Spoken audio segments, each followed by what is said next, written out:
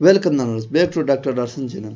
आज जो है हम फार्मूला टिप के अंदर वॉच विंडो का ऑप्शन डिस्कस करेंगे।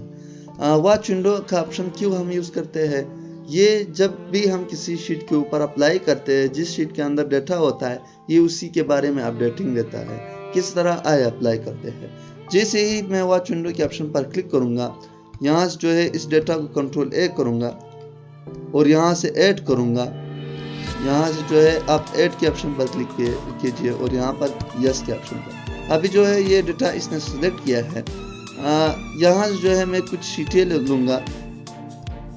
ये देखो मैंने बहुत सारे शीट लिए हैं। ये डेटा अभी भी एक्टिवेट है।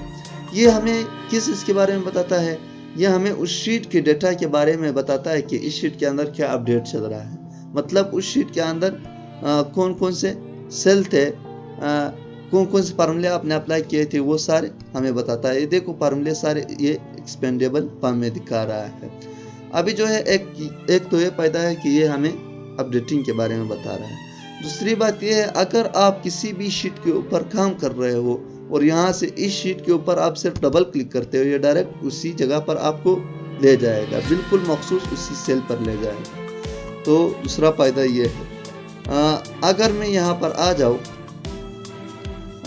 शीट 7 पर और मैं चाहता हूँ कि मैं इस फार्मूले के ऊपर जाओ, आप डबल क्लिक करो, आपको डायरेक्ट उसी फार्मूले के ऊपर ले आएगा। यहाँ जो है आप जो है वॉच विंडो को ऐड कर सकते हो, जिस तरह मैंने अभी कुछ मिनट पहले ऐड किया था।